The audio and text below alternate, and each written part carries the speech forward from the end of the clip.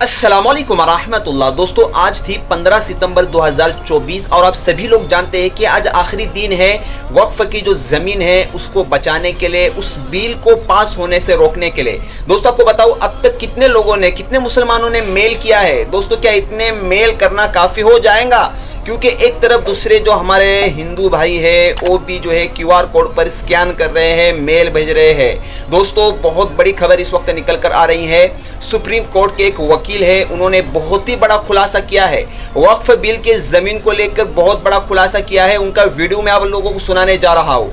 आप अगर सच्चे मुसलमान हैं और आप चाहते हैं कि वक्फ की जो ये ज़मीन है जो कि अल्लाह की प्रॉपर्टी है, अल्लाह के बंदों ने अल्लाह के राह में दी हुई प्रॉपर्टी है, इसको बचाया जाए, तो इस वीडियो को मिस मत करना। और सुप्रीम कोर्ट के एक बहुत बड़े वकील ने क्या कुछ बातें कही है, इस वीडियो को आगे ज़रूर शेयर करना। और जिन लोगों ने अब तक ईमेल को नहीं भेजा है, वो डिस्क्रिप्शन के अंदर जो है मैंने लिंक दिया है, जाकर फ़ौरन भेजे। और अब तक की रिपोर्ट के मुताबिक 4 करोड़ तक का आंकड़ा पहुंच चुका है, उससे ऊपर भी पहुंचा होगा। जैसे ही कोई अपडेट आएगा उसके बारे में भी आप लोगों को बताएंगे। फिलहाल इस वीडियो को सुने कि सुप्रीम कोर्ट के वकील ने क्या कहा है। बदलाव होने जा रहे हैं, जो ड्राफ्ट को आपने पढ़ा है उसमें आपको क्या दिख रहा है, क्या मेजर बदलाव हैं? निपुण जी, कुल 44 बदलाव हुए हैं, 44 अमेंडमेंट हुए हैं सेक्शंस में। पहला एक महत्वपूर्ण बदलाव ये हुआ है कि अब बोहरा और आगा खानी जो मुस्लिम हैं उनको भी एक मान्यता मिल गई है। दूसरा बदलाव ये हुआ है, वक्फ को बाकायदा रजिस्टर करना अनिवार्य हो जाएगा। कौन आदमी डोनेट कर रहा है, वक्फ का मतलब डोनेट करना, किसके सामने डोनेट कर रहा है, कब डोनेट कर रहा है, ये सारा कुछ बाकायदा रजिस्टर होगा।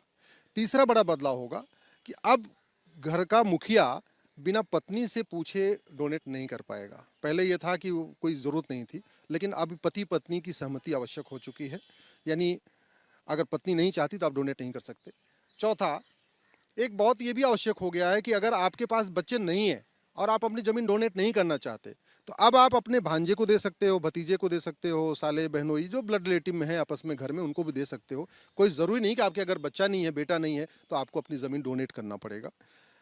एक बड़ा जो इम्पोर्टेंट ये हुआ है कि वक्फ की जो प्रॉपर्टी का सर्वे वाला काम था उसको डीएम को दे दिया गया है। ये बहुत महत्वपूर्ण है। क्या है, वक्फ बोर्ड का जो कम्बिनेशन है वो 7 लोगों का है, उसमें 7 के 7 मुस्लिम होते हैं। एक एमएलए वो भी मुस्लिम, एक एमपी वो भी मुस्लिम, एक एडवोकेट वो भी मुस्लिम, एक टाउन प्लानर या जिसको सर्वेयर कह लीजिए, सर्वे कमिश्नर वो भी मुस्लिम, आईएएस भी मुस्लिम, और मुतवल्ली भी मुस्लिम और स्कॉलर भी मुस्लिम। तो वही लोग सर्वे भी कर रहे थे। अब वक्फ, ये प्रॉपर्टी वक्फ की है कि नहीं है, इसका सर्वे करने वाला काम कलेक्टर को दे दिया, डीएम को दे दिया। एक महत्वपूर्ण ये भी बदलाव हुआ है। वक्फ काउंसिल जो होगी सेंट्रल की, उसमें अभी 3 सांसदों को भी डाल दिया गया, 2 लोकसभा के सांसद, एक राज्यसभा के सांसद, 2 नॉन मुस्लिम्स को भी डाल दिया गया है उस काउंसिल में। एक ये बदलाव हुआ है। इसके अलावा वोहरा और आगा खानी अपना अलग से बोर्ड बना सकते हैं। वक्फ ट्रिब्यूनल की अनलिमिटेड पावर को कंट्रोल किया गया है। वक्फ ट्रिब्यूनल को टाइम बाउंड कर दिया गया है, आपको मुकदमे को लंबा नहीं खींचना है। लिमिटेशन एक्ट में बदलाव किया गया है। पहले क्या हो रहा था कि जिसको भी सर्वेयर ने कह दिया ये वक्फ प्रॉपर्टी है और उसको किसी अखबार में निकाल देते थे, 30 दिन का टाइम होता था। अगर 30 दिन के अंदर कोई आके ऑब्जेक्शन फाइल कर दे कि नहीं ये ज़मीन हमारी है, तब तो उस पर आगे ट्रिब्यूनल मुकदमा चलता था। नहीं तो क्या हो रहा था कि वो ऑटोमेटिकली वो प्रॉपर्टी डिक्लेयर हो जाती थी। तो कई बार ऐसा होता था कि उसको ऐसे ऐसे अखबार में निकाल दिया जाता था जिसको कोई पढ़ता नहीं था। तो इसका भी एक दुष्परिणाम देखने को आया।